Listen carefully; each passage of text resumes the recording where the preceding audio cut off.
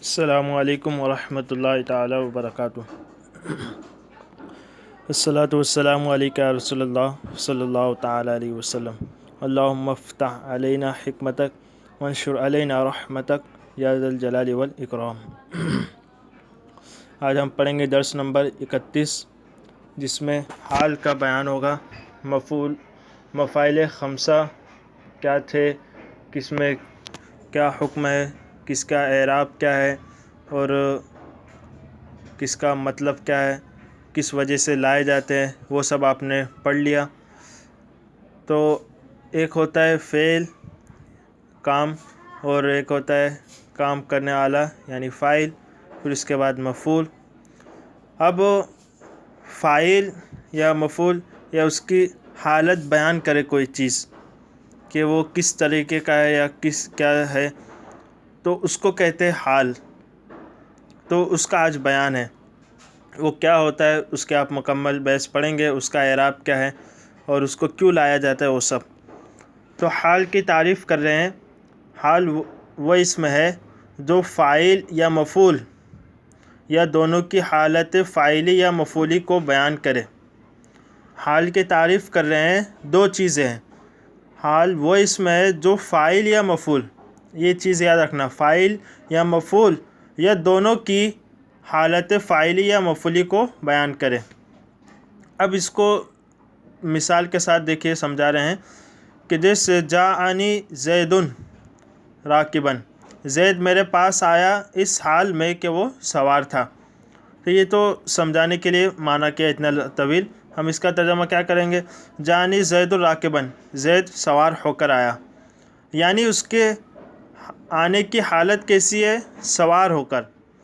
تو یہ حالت ہو گئی، تو زیدن یہ فاعل بن گیا۔ اب فاعل کی حالت بیان کر رہے کہ زید فاعل ہے، وہ آیا ہے، لیکن کس طریقے سے آیا ہے، کس انداز سے آیا ہے، پیدل چل کر یا ایروپلین سے، ٹرین سے، کس سے؟ تو راکباً سوار ہو کر آیا۔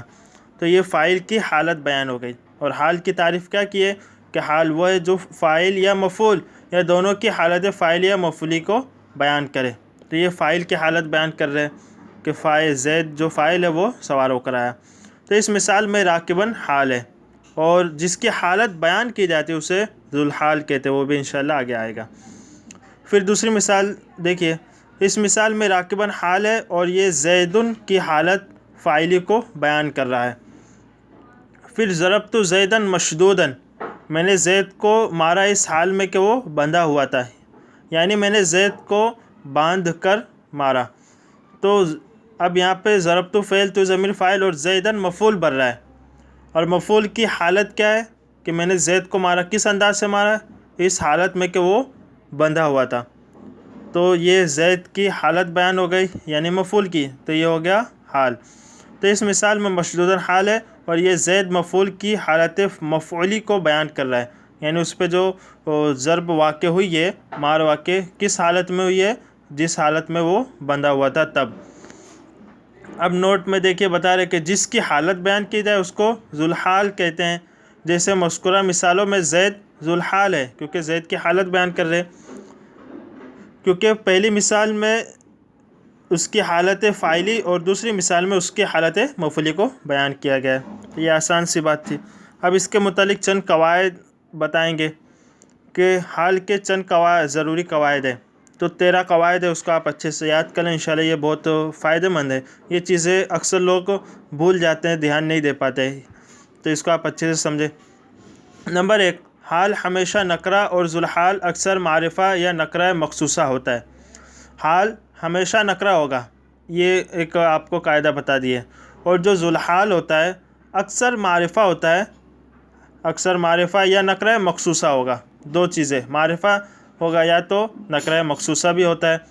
تو نکرہ مخصوصہ آپ نے پڑھ لیا، جس میں کہ اس کے نکرہ کی صفت لائی جائے یا اس کی اضافت کر دی جائے۔ نمبر 2، اگر کبھی حال معرفہ ہو تو یہ نکرہ کی تعویل میں ہوگا۔ اب شروع میں تو بتا دیے کہ حال ہمیشہ نکرہ ہوتا ہے، لیکن بتا رہے کہ کبھی حال معرفہ ہو تو وہ نکرہ کی تعویل میں ہوگا۔ جیسے کہ آمنت باللہ وحدہ، میں اللہ عز و جل پر ایمان لایا اس حال میں کہ وہ ایک ہے۔ تو اس مثال میں وحدہ حال ہے جو کہ معرفہ ہے، لیکن یہ منفردن کی تعویل میں ہے اور منفردن نکرہ ہے. وحدہ یہ نکرہ ہے اور ہو ضمیر یہ معرفہ ہے. ضمیر آپ نے پڑھا معرفہ کی قسم سے، تو جب نکرہ کی اضافت کی گئی معرفہ کی طرف تو وہ بھی معرفہ ہو گیا. لیکن بتا رہے ہیں کہ یہ منفردن کی تعویل میں، یعنی میں تنہا اللہ پر ہی ایمان لایا، میں صرف اللہ پر ہی ایمان لایا اکیلے. تو منفردن کی تعویل میں یہ وحدہ، تو اور منفردن یہ نکرہ ہے، تو اس طریقے سے یہ حال معرفہ تو ہے لیکن یہ نکرہ کی تعویل میں ہوگا. نمبر 3، اگر ذوالحال نکرہ ہو، یہ حال کے بارے میں بتا دیا. اب ذوالحال کے بارے میں بتا رہے ایک قاعدہ، اگر ذوالحال نکرہ ہو تو حال کو اس پر مقدم کریں گے. ذوالحال اگر نکرہ ہوگا تو حال کو اس پر مقدم کریں گے، یعنی پہلے لائیں گے حال کو اور ذوالحال کو بعد میں. اکثر ذوالحال پہلے آتا ہے اور حال بعد میں، لیکن یہاں اس کے برعکس ہوگا جبکہ ذوالحال نکرہ ہو. جیسے جانی راکبن رجلن، اس مثال میں راکبن رجلن کا حال واقع ہوا ہے. راکبن یہ حال ہے اور رجلن یہ ذوالحال ہے. اب رجلن کیونکہ نکرہ ہے اس لیے راکبن حال کو ذوالحال پر مقدم کیا گیا. راکبن یہ حال ہے اور رجلن ذوالحال، لیکن رجلن یہ ذوالحال نکرہ ہے اس وجہ سے اس کو مؤخر کر دیا گیا اور حال کو پہلے لائے. نمبر 4، حال عموماً اس میں مشتق ہوتا ہے. حال اکثر عام طور پر اس میں مشتق ہی ہوتا ہے، لیکن کبھی اس میں جامد بھی حال واقع ہو جاتا ہے. جیسے کر علی اسدن، علی نے شیر کی طرح حملہ کیا. تو اس مثال میں اسدن حال واقع ہو رہا ہے اور یہ اس میں جامد ہے. اسدن یہ اس میں جامد ہے. پھر نمبر 5، کبھی جملہ خبریہ بھی حال واقع ہوتا ہے. جیسے رأیت الامیر وہو راکب، میں نے امیر کو سواری کی حالت میں دیکھا. نمبر 5 میں کیا بتا رہے کہ کبھی جملہ خبریہ بھی حال واقع ہوتا ہے. جیسے رأیت الامیر وہو راکب، میں نے امیر کو سواری کی حالت میں دیکھا. تو رأیت فعل، تو ضمیر فاعل، امیرہ یہ پورا، وہو راکب امیرہ مفعول، وہو راکب یہ پورا مل کے حال بن جائے گا. ٹھیک ہے، اور امیرہ یہ ذوالحال، تو پورا جملہ مل کر یہاں پہ حال بن رہا ہے. نمبر 6، جب جملہ حال بن رہا ہو، ابھی آپ نے اوپر پڑھ لیا کہ جملہ حال بنتا ہے. اب بتا رہے کہ جب جملہ حال بن رہا ہو تو اس صورت میں حال اور ذوالحال کے درمیان تعلق پیدا کرنے کے لیے ایک رابطے کا ہونا ضروری ہے.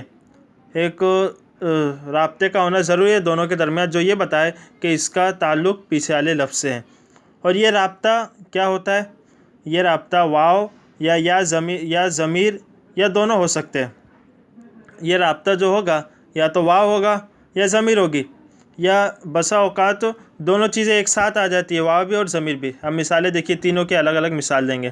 لا تضرب الرجل وهو مظلوم، آدمی کو نہ مار اس حال میں کہ وہ مظلوم ہے. تب یہاں پہ وہو مظلوم یہ پورا مل کر حال بن رہا ہے. اب یہاں پہ دیکھیے واو بھی آ گیا اور ہوا ضمیر دونوں ساتھ میں آیا ہے، تو جملہ پورا مل کر یہ حال بن رہا ہے. اور یہ دونوں بتا رہے کہ اس کا تعلق رجل سے، یعنی ایسے آدمی کو نہ مار جو مظلوم ہو. اس مثال میں تعلق کے لیے واو اور ضمیر دونوں موجود ہے. اور کنت نبیا و آدم بین الماء والطین، میں نبی تھا اس حال میں کہ آدم پانی اور مٹی کے درمیان تھے. اب اس مثال میں تعلق پیدا کرنے کے لیے واو موجود ہے، نبیا و آدم بین الماء والطین. یہاں پہ صرف واو لے کے آئے، ضمیر کو نہیں لے کے آئے ہیں. ٹھیک ہے، اب پھر آخری میں ایک مثال دے، ضربت زیدن ہوا قائم، اس میں ہوا تعلق پیدا کرنے کے لیے موجود ہے. اس میں ہوا قائم، ہوا ضمیر صرف لائے، واو نہیں. تو اس سے پتہ چلا کہ جملہ جب حال ہوتا ہے تو اس میں واو لاتے ہیں یا ضمیر، یا دونوں ایک ساتھ بھی لے کے آتے ہیں کبھی کبھار. نمبر 7، حال کبھی جملہ فعلیہ ہوتا ہے اور کبھی جملہ اسمیہ. اگر حال جملہ فعلیہ ہو اور ماضی ہو تو اس سے پہلے قد کا ہونا ضروری ہے. حال کبھی جملہ فعلیہ ہوتا ہے اور کبھی جملہ اسمیہ دونوں ہوتا ہے. اب بتا رہے کہ اگر حال جملہ فعلیہ ہو اور ماضی ہو، فعلیہ کے ساتھ ماضی بھی ہو، تو اس سے پہلے قد کا ہونا ضروری ہے، لفظ قد کو لائیں گے. جیسے جعل مصلی وقت قامت الصلاۃ، نمازی آیا اس حال میں کہ نماز کھڑی ہو چکی، جماعت کھڑی ہو چکی تھی. تو اس میں دیکھیے قد کو لانا ضروری ہے. جبکہ ماضی ہو، جملہ فعلیہ ہو اور ماضی ہو۔ پھر بتا رہے نمبر 8، اگر حال مضارع ہو اور مثبت ہو تو اس میں صرف ضمیر کافی ہے، قد کا لانا ضروری نہیں، جیسے ذهب السارق یرکب، چور گیا اس حال میں کہ وہ سوار تھا۔ نمبر 9، کبھی کبھی حال کا عامل حذف کر دیا جاتا ہے، جیسے راشدن مہدین، اصل میں سر راشدن مہدین تھا، پھر حال کے عامل سر کو حذف کر دیا گیا کرامن کلہ و دلہ کی وجہ سے۔ پھر نمبر 10، اگر حال مفرد ہو تو واحد، تثنیہ اور جمع اور تذکیر و تانیث یعنی مذکر و مؤنث ہونے میں ذوالحال سے مطابقت ضروری ہے۔ اگر حال مفرد ہوگا تو واحد، تثنیہ، جمع اور تذکیر و تانیث میں ذوالحال کے مطابق ہوگا، جیسے جاء زید راکباً، زید ذوالحال ہے اور راکباً حال ہے، دونوں واحد ہے، مفرد ہے۔ جاء الرجلان راکبین، اب رجلان یہ ذوالحال تثنیہ ہے تو راکبین اس کو بھی تثنیہ لائیں گے۔ جاءت المرأتان راکبتین، مرأتان یہ ذوالحال تثنیہ ہے تو راکبتین اس کو بھی تثنیہ لائے، اور مؤنث ہے اس لیے مؤنث لائے، تو یہ مطابقت ان میں ہوا کرتی ہے۔ اب نمبر 11، اگر جملہ خبریہ درمیان کلام یا آخر کلام میں معرفہ کے بعد واقع ہو تو وہ حال ہوگا۔ اب اس کو دیکھیے، بتا رہے کہ اگر جملہ خبریہ درمیان کلام میں ہو یا آخر کلام میں معرفہ کے بعد واقع ہو، دو صورتیں بتائیں، ایک درمیان کلام میں ہو یا آخر کلام میں معرفہ کے بعد واقع ہو تو حال واقع ہوگا، جیسے رجع القائد ہوا منصور، قائد لوٹا اس حال میں کہ وہ کامیاب تھا۔ اب یہاں پہ دیکھیے جملہ خبریہ ہوا منصور قائد، یہ پورا مل کر معرفہ بن جائے گا، معرفہ کے بعد واقع ہو رہا ہے، ٹھیک ہے، تو یہ پورا جملہ ہے اور یہ پورا مل کر حال بنے گا۔ پھر ہے نمبر 12، من بیانیہ سے پہلے کوئی اسم معرفہ ہو تو وہ ذوالحال اور من بیانیہ اپنے مدخول سے مل کر حال بنے گا۔ من کئی طریقے کا ہوتا ہے، من تبعیضیہ وغیرہ، تو ابھی من بیانیہ کے بارے میں بتا رہے، وہ بھی انشاءاللہ حروف کے بحث میں آئے گا کہ من بیانیہ کسے کہتے ہیں، جو بیان کے لیے لایا جائے۔ تو من بیانیہ سے پہلے کوئی اسم معرفہ ہو تو وہ ذوالحال بنے گا، ذوالحال ہوگا، اور من بیانیہ اپنے مدخول سے مل کر حال بنے گا، جیسے فاجتنبوا الرجس من الاوثان۔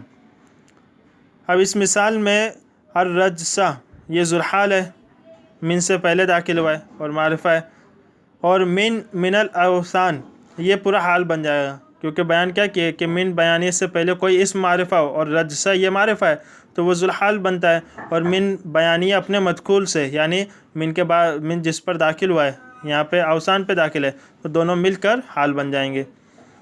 نمبر 13، وحدہ کا لفظ جہاں بھی آئے گا حال ہی بنے گا۔ اب یہ ایک بہترین بات بتا دیے ضابطہ کہ وحدہ یہ لفظ جہاں بھی آئے گا آپ اس کو ہمیشہ یاد رکھیں، وہ جو حال ہی بنتا ہے اکثر، ٹھیک ہے، جیسے نعبد اللہ وحدہ، تو یہاں پہ اللہ اسم اللہ ذوالحال اور وحدہ یہ حال بن جائے گا۔ اب مشق ہے کہ مندرجہ ذیل جملوں میں موجود حال کی پہچان کرے، تو 11 جملے ہیں، ان کا آپ ترجمہ بھی کرنے کی کوشش کریں، اور کچھ نہ سمجھ میں آئے تو آپ لغت کا سہارا لیں اور اس میں پہچانی کہ کون سا حال ہے کون ذوالحال ہے۔ پھر مذکورہ بالا جملوں کی ترکیب نحوی کرے۔ اب یہاں سے آپ کو ترکیبیں بھی کرائی جا رہی ہے تاکہ جو ترکیب کا فن ہے یہ بھی بہت اہم ہے، اس سے بھی بہت فائدہ ہوتا ہے، تو یہ بھی آپ کرنے کی کوشش کریں۔ اگر کچھ بات نہ سمجھ میں آئے تو ہم سے آپ پوچھ سکتے ہیں۔ السلام علیکم ورحمۃ اللہ تعالی وبرکاتہ۔